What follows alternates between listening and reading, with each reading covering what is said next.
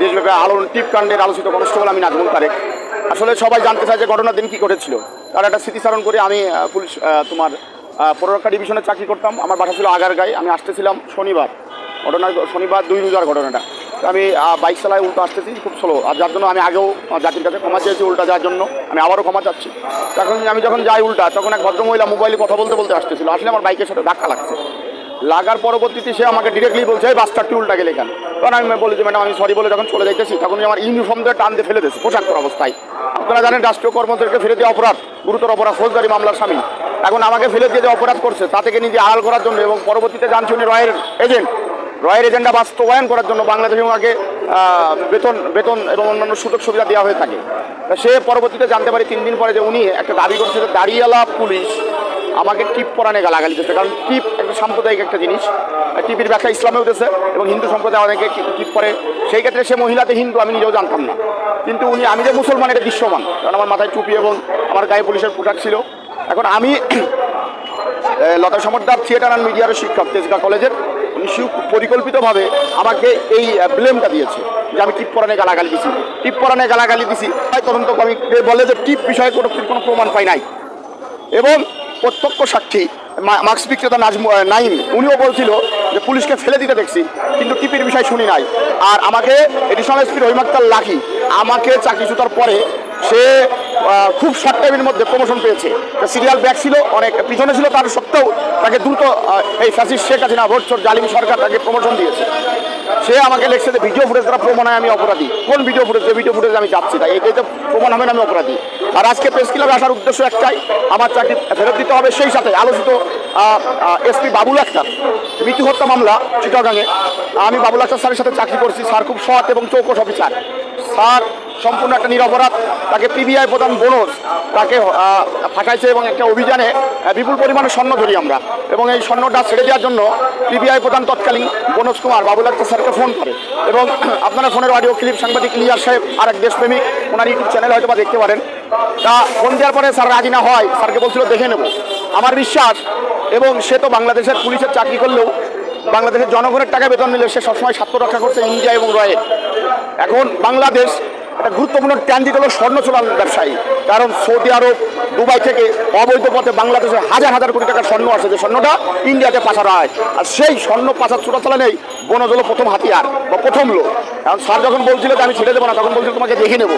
এই দেখে নেওয়ার সত্য ধরেই বাবুল আক্তার স্যারের নিরাপত্তার স্ত্রী তার বাচ্চার সামনে হত্যা করেছে। এর বিচার চাই। বাবুল আক্তার স্যার একটা নির্দোষ, তার সাথে যে জুলুম করা হয়েছে, অন্যায় করা হয়েছে, এর বিচার চাই।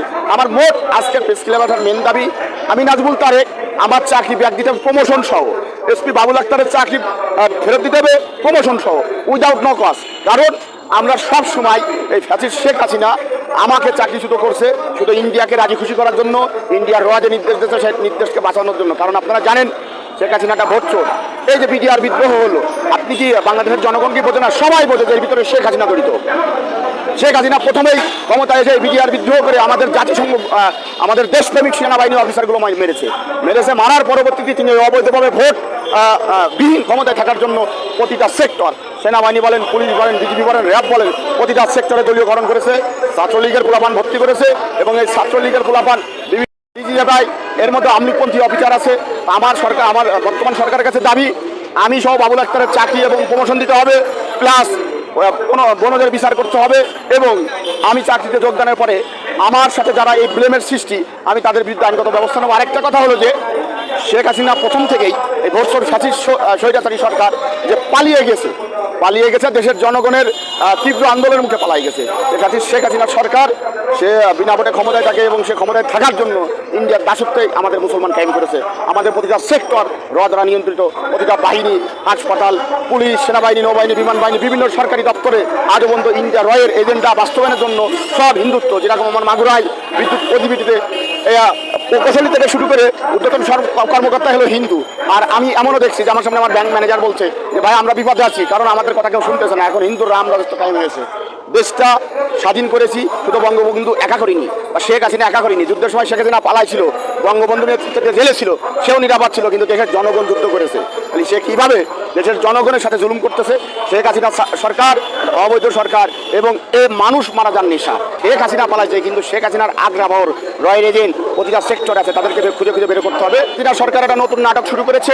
অবৈধ ফ্যাসিড ভোটসোর সরকার যে দেশ থেকে পালাই গেছে, সে প্রতিনিয়ত 10টা বছর এক নাগারে বলেছে দাড়ি টুপি মানে জামাত শিবির, দাড়ি টুপি মানে জামাত শিবির। গত পরশু দিনকে আপনার রংপুরে যে ছেলেটা মারা গেল, তার বিজয়ী একটার জন্য আমি তোমার দোয়া করি এবং আল্লাহ তাকে জান্নাতবাসী করুক এই কামনাই করি। সে ছেলেটারে যে গুলি করছে মাহবুবুল্লাহ হানিফ বলতে সে জামাতের লোক।